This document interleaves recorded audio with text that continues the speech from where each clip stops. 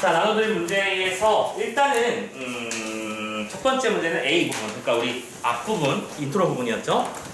자, 서술상 특징 물어봤습니다. 그리고 선생님이 아까도 말씀드렸지만 이야기 속 서술자, 이야기 밖 서술자라는 단어가 반복적으로 나오는 게 보였을 거예요. 자, 적절하고 찾는 거니까 하나씩 잘 확인해 볼게요. 1번부터. 여러 인물을 서술자로 설정하면서 이미 틀렸죠. 이 작품에서의 지금 현재 서술자는 누구야? 알 수 없는 누군가지. 그지? 그 알 수 없는 누군가가 동희와 그다음에 허생원이 서로 뺨을 맞고 때리고 이런 장면들을 보여주고 있었습니다. 그래서 서술자가 여럿이다라고 말할 수 없으니까 땡. 2번. 이야기 밖의 서술자가 여기까지 맞아요. 그렇죠? 제3자니까요. 인물과 사건의 거리를 두면서, 그럼 이거는 상대방 얘들아 거리를 둔다라는 표현은 뭐냐면 대상에 대해서 비판적 거리감을 유지한다는 의미로 이해해 주셔도 괜찮을 것 같아. 즉 거리를 둔다는 거는 인물에게 친밀감을 느끼지 않는다는 얘기야. 친밀감을 느끼지 않는다는 얘기는 그 인물을 긍정적으로 본다, 부정적으로 본다. 부정적으로 볼 가능성이 높겠죠. 물론 긍정적인 경우도 존재는 합니다만 그건 이제 나중에 가서 특수한 경우들을 생각하고, 그러면 이거는 거리를 둔다라는 표현 때문에 틀렸다는 거 확인할 수 있겠죠? 땡. 3번. 특정 인물이 서술자가 되어. 잠깐만, 작품 속 등장 인물이 서술자였니 여기서? 아니었지. 그럼 3번도 아니겠네? 게다가 이게 지금 고백하는 거야? 고백자 어조라고 볼 수 있어? 아니죠. 물론 이게 진짜로 누구한테 고백한다고 해서 고백자 어조라고 하지 않는다는 건 알고 있을 겁니다. 4번 볼게요. 4번. 이야기 밖 서술자가 맞나요? 맞고, 주로 특정 인물의 시각을 중심으로. 자, 그래서 선생님이 그때 아까도 얘기했었지만 서술상의 초점이라는 게 항상 존재한다고 했었어. 여기서는 누구의 마인드에 초점을 뒀죠? 허생자나. 그치? 거기에 인물의 초점을 두고 인물 간의 갈등을 전했다. 맞나요? 맞죠? 여기서 서로 따기를 들었으니까. 그러니까 이 부분은 아마 이것 때문에 답이 아니라고 생각한 사람이 있을지도 모르겠어. 선생님이 이렇게 얘기했거든. 이 작품은 갈등이 중심이 되는 작품이 아니다. 근데 지금 우리가 보고 있는 문제는 뭐예요? A 부분에 나타난 서술상 특징을 찾으라고 했어. A에서는 당연히 있을 수 있지. 있을 수 있지 아니면 있지. 말했잖아. 선생님이 아까 물리적 충돌이 발생하는 지점은 갈등의 최고조에 해당한다. 그죠? 그러니까 이 부분상에서 존재하는데, 그럼 선생님이 아까 말씀하시는 건 틀린 말인가요? 그건 아니죠. 작품의 전반적인 내용상에서는 갈등이 중심이 되지 않는 작품이지만 적어도 이 장면 속에서는 갈등이 존재한다는 사실을 파악하라는 얘기입니다. 그렇죠? 자, 그런 식으로 낚은 문제였고 정답은 4번이었습니다. 5번. 부도덕한 인물을 서술자로 설정하고. 아니죠? 자, 그래서 보통 5번 같은 선택지는 역시 채만식이나 염상섭의 작품에 주로 등장하는 인물 유형인 건 사실이야. 나중에 치숙 이런 작품들이 있는데 거기 보면 되게 1번의 앞잡이 같은 아이가 하나 나오는데 자신이 봤을 때는 자기가 1번의 앞잡이라는 생각을 하지 않거든. 그러니까 되게 비판적인 인물감으로서 나타나는 거겠죠. 아무튼 그런 다른 작품에 대한 얘기를 하는 겁니다. 자, 2번 문제 넘어가 볼게요. 인물에 대한 설명입니다. 역시 자주 나오는 패턴일 거야. 어쨌든 인물 사건 배경 가지고 문제 만든다고 했었지. 1번. 허생원은 충주집에 대한 호감을 가지고 있었다. 선생님이 지금 우리가 읽은 장면은 아니었지만 충주집에 호감이 있으니까 거기에 대해서 뭐랄까 열받음을 느꼈겠죠? 딴 남자랑 놀아나니까요. 2번. 참고로 그래서 우리 아까 이거를 허생원과 나귀의 공통점이라고 하면서 암셈이 있다라고 표현했던 거야. 2번. 조선달은 장돌뱅이 생활의 어려움을 언급하며 정착의 기술을 선했다. 근거가 어딘지 우리 너무 잘 알잖아. 이제 어디였죠? 근거. 어떤 단어? 대화쯤에다가 뭘 차린다고 했었어. 전방. 그치? 3번. 산길을 벗어난 직후 동희의 실수를 지적하는 허생원에게 동희가 사과했다? 너무 답이잖아. 3번이. 동희가 사과했나요? 물론 사과는 했는데 사과의 시작은 허생이었죠. 내가 그때는 좀 오버를 했었던 거 맞네. 미안하네. 라고 말했더니 웬걸요. 아저씨가 아비어비 있는 자식이냐고 말을 했던 장면에서 저는 정신을 바짝 차렸답니다. 라면서 오히려 고마워하죠. 오케이? 자, 그럼 이런 게 바로 뭐다? 알 수 없는 혈육의 정이라는 거야. 본인도 모르게 끌려버린다는 거죠. 3번 오케이. 정답이었고요. 잘못된 말. 4번. 성서방네 처녀와의 인연으로 인해 허생원은 봉평에 대한 애착을 지니고 있다. 너무 맞는 말 아니야? 5번도 마찬가지일걸? 조선달은 허생원에게 여러 번 들은 이야기를 싫은 대사 없이 맞장구를 치면서 들었습니다. 맞나요? 또 하는 얘기에 대해서 아이고 팔자에 있었나 보지 라는 식의 단어를 써서 계속 얘기해도 괜찮다라는 의향을 표현했습니다. 자, 선생님이 또 말합니다. 문제 풀 때는 항상 뭘 찾아야 된다? 근거를 찾아야 된다. 느낌으로 풀면 틀린다. 오케이? 자, 2번까지 같이 풀어봤고요. 자, 그럼 봐봐. 1, 2번 풀어보고 난 느낌이 소감이 어때요? 어려워서 못 풀겠어. 이거 아니지? 무슨 얘기인지 알겠어? 고3이 되면 여러분들이 하고 있는 작품들에 뭐가 라이브러리가 이만큼 늘어야 되는 게 무서운 거지 한 작품 한 작품을 보는 것들을 보일 때 많이 한다. 그 디테일에서 크게 벗어나는 거 없다는 거야. 알아두시고. 자, 3번도 맞아 볼까? 봐봐. 선생님이 하는 말에서 첫 번째 문장을 보면 작가의 소설에서 서정적이고 감각적인 문체가 그만큼 돋보인다라는 말을 했죠. 아까 말씀드렸지만 이 작품에서 제일 중요한 요소 중에 하나가 뭐라고? 서정적 문체. 그거 가지고 문제 만든 거 아니겠어? 자, 다 필요 없고 제일 마지막에 이런 말을 했어. 그 죽은 듯이 고요한 가운데 펼쳐지는 여러 색채의 뒤섞임이 눈에 띄네요 라고 말을 했죠. 그러면 또 근거 찾으러 가자. 짐승같이 고요한 그 장면 뒤에 보면 어떤 색감이 존재하냐는 거야. 그치? 지금 보면 일단은 색채가 3가지 정도 보여야 돼요. 보여주셨나요? 색채감이 3가지 보입니다. 첫 번째 무슨 색깔? 푸른 색깔. 그게 뭐였죠? 잎새들의 푸른색이었고요. 푸른 잎새. 두 번째 무슨 색깔? 하얀색. 뭐의 색깔? 메밀꽃의 색깔이었고요. 마지막 세 번째 붉은 대궁이라는 단어도 있었습니다. 됐나요? 이렇게 다채로운 색감이 작품 속에서 존재한다. 흰색, 붉은색, 푸른색의 색채 대비가 나타난다. 그게 정답이었어. 어려운 거 아니죠? 그것만 답에 존재했으면 큰 문제 없습니다. 이해되셨죠? 오케이. 자, 이런 식으로 고3 문제 푸는 수능 특강이 펼쳐진다. 잘 풀렸길 바라고요. 작품을 안다는 것의 힘이 어떤 것인지 지금 이렇게 한번 느껴봤길 바랍니다. 자, 그러면 시간이 솔직히 조금 애매한 건 사실인데 자, 1964년 서울 1964년 겨울이라고 하는 작품 김성옥의 작품을 또 이것도 한번 빠르게 한번 해볼게요. 자, 서울 1964년 겨울. 참고로 김성옥 작가는 뭐 무지개경이라는 작품 되게 유명한데, 자, 어쨌든 우리가 지금 시대를 나름대로 흘러가는 중이야. 처음 봤던 3대라는 작품은 시대적 배경이 언제라고? 일제강점기, 그러니까 구한말부터 심지어 구한말부터 일제강점기의 중반까지 이 3대에 걸친 어떤 가문의 역사를 다뤘었고요. 방금 봤던 메밀꽃 필 무렵은 이것도 구한말이긴 합니다. 그래서 조선, 그러니까 일제강점기랑 뭐 그런 상관이 있는데, 참고로 이 작품에서 옛날에는 이 메밀꽃 필 무렵을 비판적으로 바라보자. 그러니까 우리의 일반적인 인식에서 벗어나는 것들이 주류였던 그 시기에는 이 작품을 비판하는 것도 문제가 됐던 적이 있었어요. 근데 그 작품의 비판점이 뭐였냐면 시대의식이 전혀 존재하지 않는, 역사관이 존재하지 않는다는 거야. 왜지? 이 작품도 일제강점기가 배경이거든요. 우리 방금 봤던 작품이요. 근데 일제강점기스러운 얘기가 단 1도 안 나오지. 근데 그것도 약간 억지 비판이라고 선생님이 개인적으로 생각해. 그러니까 금방 사라졌죠. 야, 모든 작품이 꼭 시대를 다뤄야 돼? 그런 건 아니잖아. 그치? 그래서 아무튼 일제강점기 시기. 자, 지금 이거는 근데 배경에, 제목에 너무 많은 일들이 벌어지고 있지 않냐? 뭐예요? 전부 다 배경이잖아. 이건 뭐예요? 공간적 배경이고요.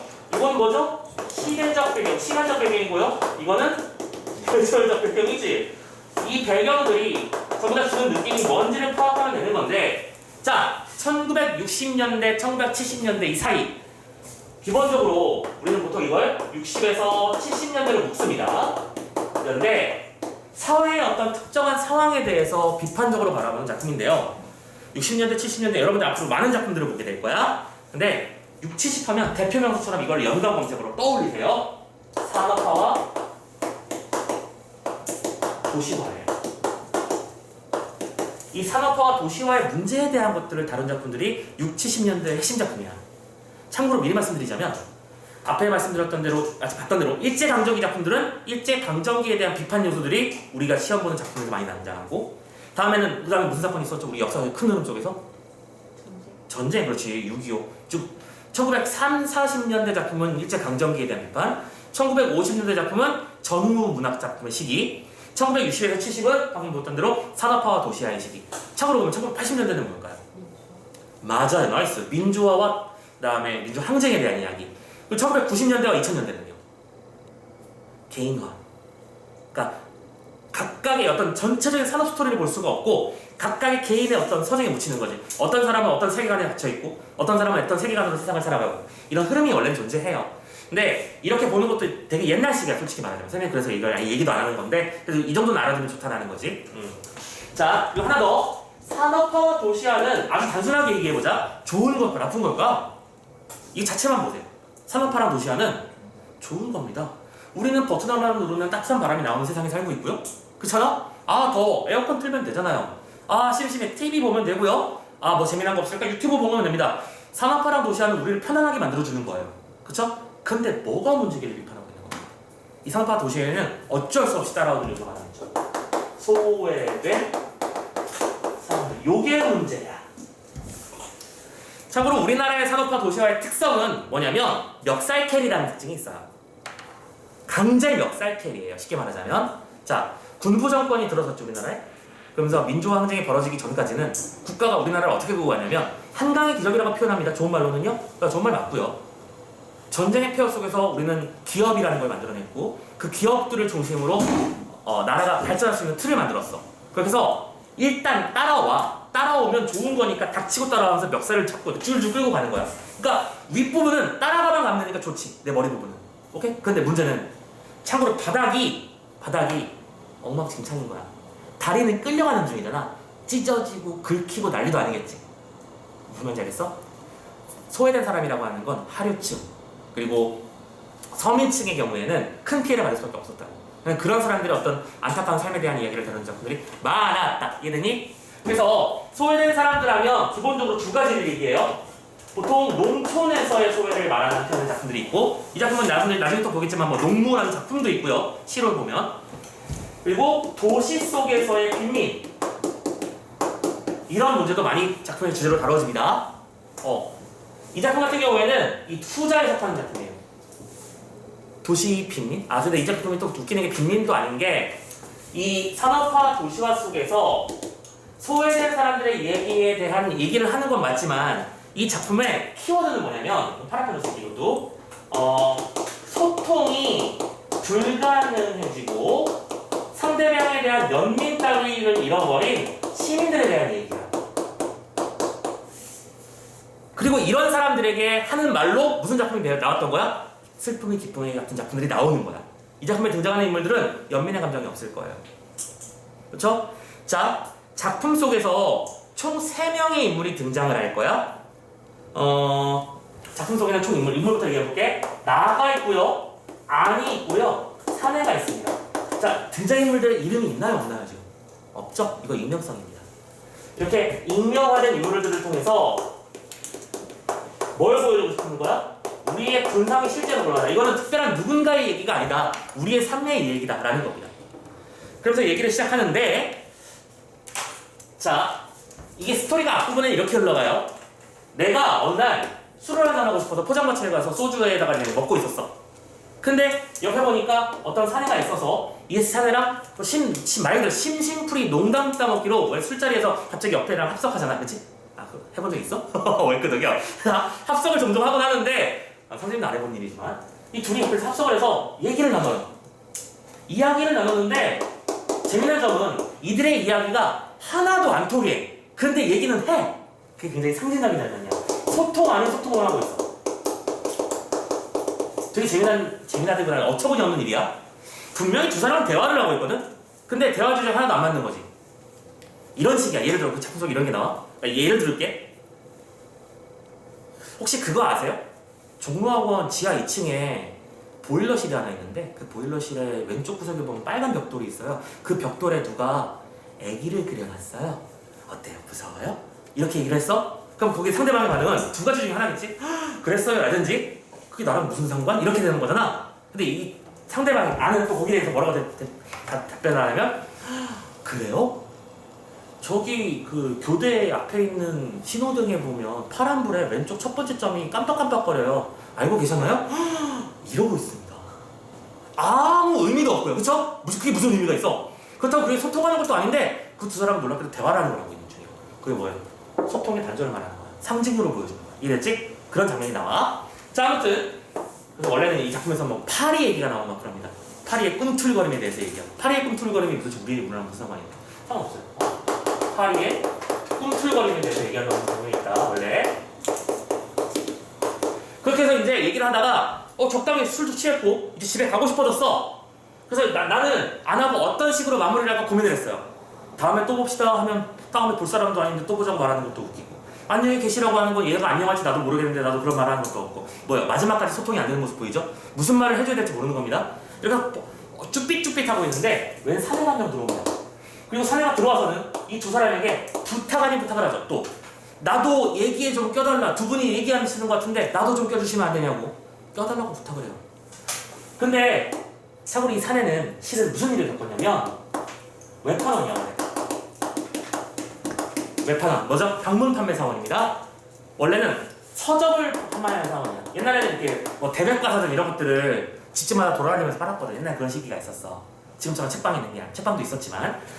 근데 이 웹판원이 돈을 잘 못 벌었어. 사람들이 책은 샀는데 돈은 다음 달에 드릴게요. 다음에 드릴게요. 이러면서 하는 거야. 그러니까 얘가 원래 웹판원이라는 직업이 이거야. 자기 돈으로 책을 사온 다음에 그 책을 자기가 이윤을 붙여서 갖다 파는 게 능력인 거거든.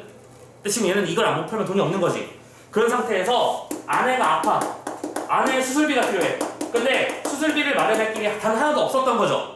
그렇게 해서 아내가 결국 병원에서 생을 마감하게 돼. 죽었어요. 근데 문제는 너무 슬프게도 사내는 이 아내를 위한 장례 비용도 없어. 지금 돈이 없다니까? 그래서 뭐 하냐면 시신 기증서약서에 사인을 해요. 대학병원 같은 데서 연구용으로 쓰이는 시신들 있잖아. 그치? 거기 연구용으로 기증을 하겠다. 대신 비용을 얼마 정도 받겠다. 그래서 시신을 내주고 돈을 받아. 문제는 자 일단 돈을 받았지? 장례를 치르지 않아도 되게 되었고 돈도 받았어? 근데 이 돈이 이 아저씨한테 어떤 돈이야? 아내의 죽음에 갈 대가야. 뭐하지? 허무하지? 그래서 그 돈을 어떻게 하느냐? 마구 써버려. 아주 마구 써버려. 아주 쓸데없는 데 써버려. 누구한테 쓰느냐? 얘들한테 써요. 울면서 나랑 좀 얘기하려고 한 다음에 혹시 맛있는 거 먹고 싶지 않아요? 제가 쏠게요. 짜장면집, 중국집, 고급 요리집 가서 중화요리집 가서 멋있는 음식 시킵니다. 지나가는데 넥타이 가게가 있네? 아저씨 넥타이 사줄게요. 넥타이 막 사고요. 저기 귤 장사가 있네요? 귤 막 잔뜩 취해가지고 제정신이 아닌 거야. 그런데도 돈이 남았잖아. 근데 이 돈을 이제 쓸데없이 버리기 시작해요. 마지막에 최종적으로 어디다 버리냐면 어디선가 불이 나는데 그 불을 쫓아서 소방차가 막 움직이잖아. 근데 내 주머니에 돈을 빨리 써버리고 싶은 거야 나는 지금. 그러니까 갑자기 택시를 잡아 이 아저씨가. 택시를 잡자고 해. 그래가지고 갈 데가 마땅치 않아요? 오케이? 참고로 이것도 원래 갈 데가 마땅치 않은 게 되게 중요한 장면인데 이 세 사람은 지금 다 목적의식이 상실된 상태예요. 어디를 가자라는 게 아무것도 없어요. 그냥 보이는 대로 가는 거야. 근데 마침 소방차가 보였지. 그래서 소방차 좀 따라갑시다 하면서 택시를 탔어요. 택시비도 사내가 계산하고 그리고 건물이 이렇게 불타고 있으면 맞은편 건물에 올라가 옥상에. 그리고 이 세 사람은 이 불을 구경해. 불을 구경하는데 세 사람이 동시에 같이 얘기를 하는데 또 소통이 단절돼 있어. 나는 술에 취해서 내가 이번 시험에 합격해야 되는데 그 생각을 하고 있고요. 안 나름대로 야씨 내가 이렇게 인생을 살아야겠어 하면서 혼자 얘기하고 있고요. 사내대로 여보 하면서 술에 취해서 제정신이 아닌 상태야. 또 소통 단절이지. 그런 상태에서 사내는 그 남았던 돈을 돌에다가 종이를 이렇게 묶어가지고 쌈 싸듯이 싸가지고 반대편에 던져버려요. 나이 돈 필요 없어. 다 던져버려. 자 그렇게 해서 경찰 막 출동하고 그런 사건들이 다 있는데 원래 넘어갈게. 자 그렇게 된 뒤 이제 결국 사내는 모든 돈이 떨어졌습니다. 돈이 한 푼도 안 남았어요. 이제 이 두 사람의 입장에서는 사내를 돌볼 필요가 없어졌습니다. 그동안은 얘가 돈 다 내줬거든? 술집 가면 얘가 술값 내줘, 뭐 음식점 가면 음식값 내줘. 근데 다들 약간 술에 얼떨떨하게 취해진 상태고요. 자 헤어질 생각을 해요. 그게 뭐예요? 또 현대인의 소통 단절을 또 상징하는 거겠지. 그런데 사내가 또 여기서 멍하면서 대답 기다립니다. 저랑 같이 있어주세요. 저 혼자 버텨낼 자신이 없어요. 그래요. 나는 또 불쌍하다는 느낌을 가지면서 사내랑 같이 있자고 제안을 하고 아는 싫은데요. 나 집에 갈 건데요. 그래요. 에이 그러지 말고 어디 그러면 저 여인숙이라도 가서 하룻밤 자고 보냅시다. 그래서 여인숙을 하는 거예요. 그리고 그 여인숙에서의 장면이 지금 우리가 보는 장면이에요. 됐죠? 자 이렇게 이어지고 참고로 이게 끝장면이니까 쌤이 읽어야 될 부분을 빠르게 잡아드리겠습니다. 자 중간 부분 보시면 다른 것 좀 건너뛸게요. 우리는 모두 고개를 숙이고 찾았니? 다시 찾았나? 거기부터 시작할게. 자 우리는 모두 고개를 숙이고 어두운 골목길을 걸어 거리로 나왔습니다. 적막한 거리에는 찬바람이 세게 불고 있었다. 자 적막한 거리 밑줄 쳐봐. 찬바람 밑줄 쳐봐. 뭐예요? 지금 이게 뭐죠? 배경 아닙니까? 오케이. 아까 배경의 특징 아까 말씀드렸죠? 작품의 분위기를 형성한다. 맞나요? 여기서도? 분위기 형성했죠? 체크 잘해주시고 찬바람이 부는 거리로 나왔어. 못이 춥군요. 여관으로 갑시다. 자 이때 아니 뭐라고 합니까? 방을 한 사람씩 따로 잡을까요? 그게 좋겠죠? 오케이? 지금 아는 완벽하게 무슨 주의? 우리 슬픔의 기쁨에 생각해봐. 이기주의지? 사내랑 같이 방을 잡으면 이 사람은 위로해준다 뭐 해준다 바쁠 거 아니야. 신경 쓸 거 많잖아. 아니야 나 그거 귀찮아 싫어. 나 오늘 혼자 잘래. 됐어? 자 그러면서 그런 상태에서 나는 모두 그래도 한 방에 되는 게 좋겠잖아요 하면서 아저씨를 생각해서 말했어요. 그런데 아저씨는 지금 여기는 어디? 나는 누구? 이런 태도로 멍하니 서있죠? 일단 근데 여관에 들어왔습니다. 근데 여기서 다시 밑줄 시작해봐. 여관에 비한다면 거리가 우리에겐 더 좁았던 셈이다라는 표현을 썼어요. 되게 중요한 말이야. 여관에 비하면 vs 거리가 우리에게 더 좁았대요. 자, 잘 생각해보자. 여관이라고 하는 건 기본적으로 한 집이야. 그리고 거리라고 하는 건 수없이 많은 사람들이 오가는 장소지. 상식적으로는 인물 간의 거리감은 이쪽이 더 크고 여관이 좀 더 좁아야 되는 게 정상이야. 맞죠? 한 집에 모여있는 것과 거리로 흩어져 있는 건 서로 다른 거니까. 근데 그들에게 상황에서는 오히려 거리감이 좁았고 여관이 거리감이, 지금 거리감 얘기하는 거야. 서로 간의 거리감이 더 커지는 거야. 왜지? 적어도 거리에서는 어떻기 때문에 같이 다녔잖아. 근데 여관 방에서는 지금 따로 자자고 말하고 있는 중이야. 이해되셨나? 오케이. 자, 그래서 상식을 뒤엎는 이 대립적 구조. 이것도 그러면 뭐예요? 아까 말씀드렸잖아. 차이점이 나타났다고요? 출제 요소예요. 이렇게 생각하자.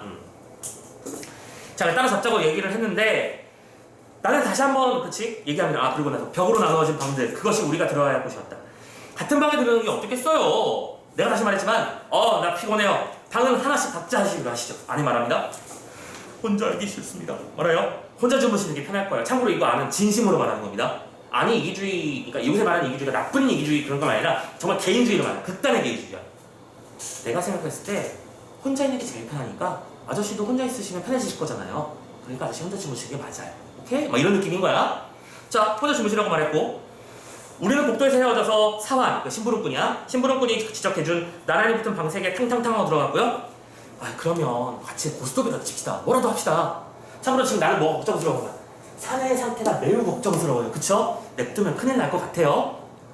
이 사람이 약간 정신이 반쯤 나가서 이 사내는 행동들을 봤을 때는 아내를 방금 이런 되게 미친 사람인 거야. 위험해. 근데 나는 피곤합니다. 하고 싶으면 두 분이 나오세요 하고 나는 말하고 나서 자기 방으로 들어가 버렸습니다. 오케이? 개인주의. 그리고 그 일을 겪은 나는 어떻게 되죠? 나라고 얘를 나 혼자 책임지기도 싫어. 그러니까 뭐라 그래? 아씨, 나도 피곤하네요. 안녕히 주무세요 하고 나도 내 방으로 들어가잖아.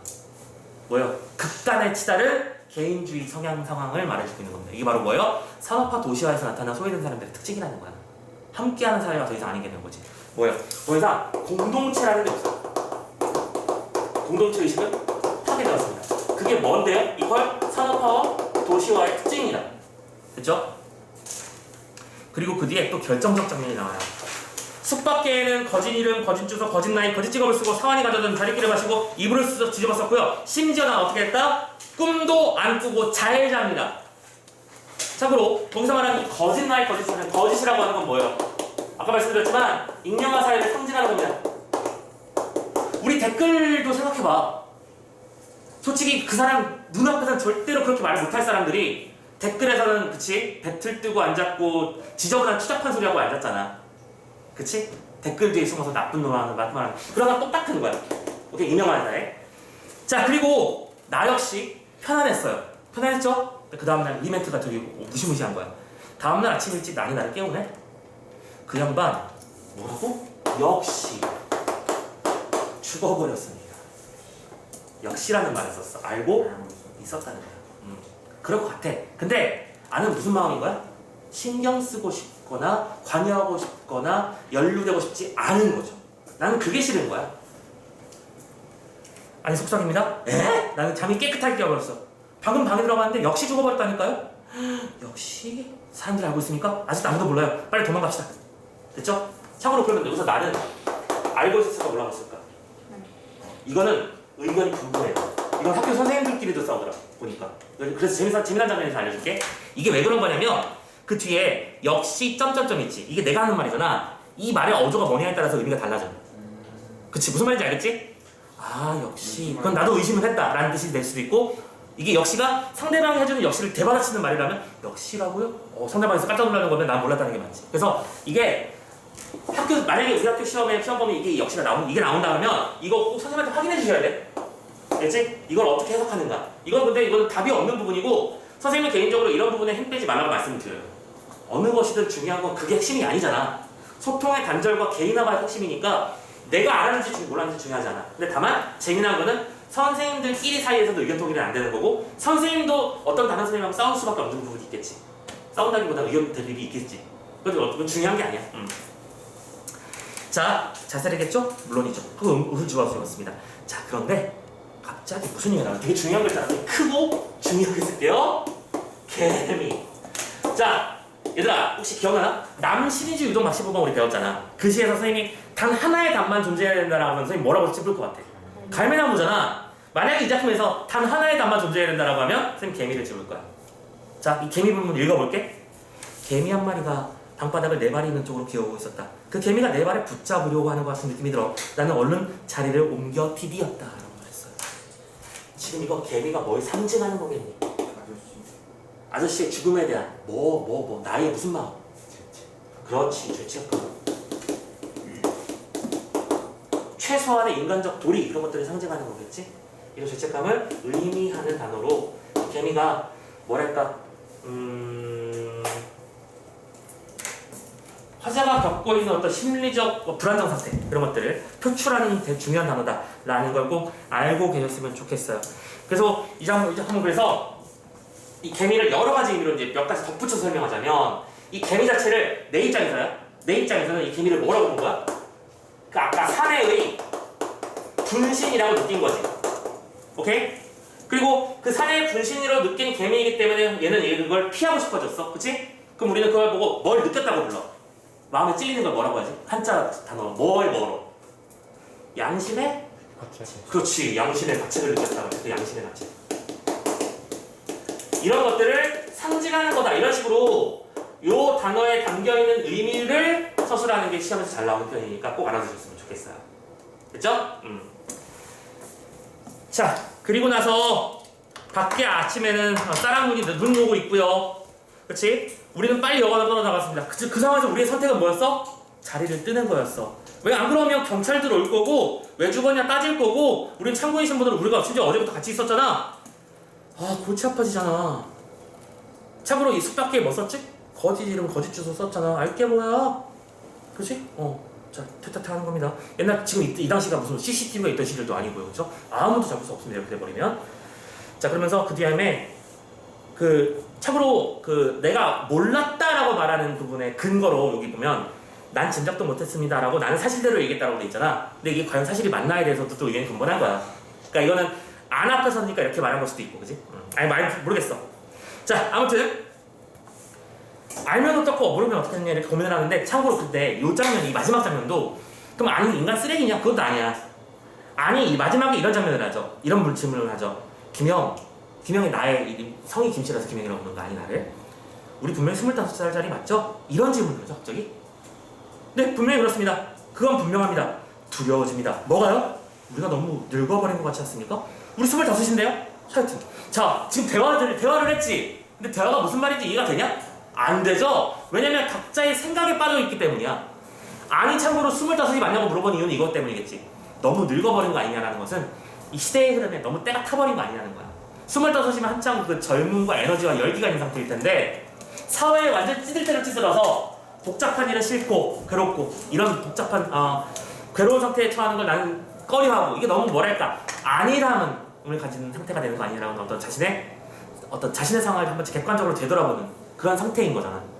근데 그런 어떤 마음속의 울림에 대해서 나는 뭐라 그래? 그건 또 내가 알 바가 아닌 거잖아. 모르겠는 거. 그러니까 대화가 안 통해버리는 거죠.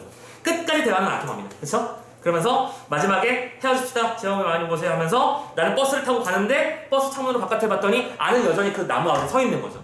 그럼 아는 뭐 하는 거야? 여전히 생각에 빠져 있는 거야. 내 지금 삶의 방식이 맞긴 맞는 건가? 이렇게 아무 신경 안 쓰고 다른 사람의 인생과 상관없이 내 길만 걸으면 되는 건가? 이런 고민들을 하고 있는 상태라는 거. 이해되셨나요?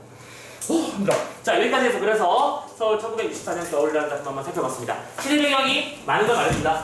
서울이라는 공간이 산업화 도시화의 어떤 정면선에 있었고 시대적 자체가 산업화 도시화의 시대였으며 겨울이라는 배경은 작품에서 어떤 무거운 분위기를 더해주는 삭막한 분위기를 더해주는 결정 요소가 된다까지 기억을 하셨으면 좋겠습니다. 자, 문제들이 많지 않아요, 그죠? 자, 깔끔하고 예쁘게 풀어주시고 참고로 다음 주에 나머지 것까지 끝나서 소설 다 마무리 지을 겁니다. 숙제도 깔끔하고 예쁘게 좀 풀어주셨으면 좋겠고요. 클리닉 잊지 마시고요. 자, 고생들 많이 하셨습니다. 오늘 수업 여기서 마무리할게요.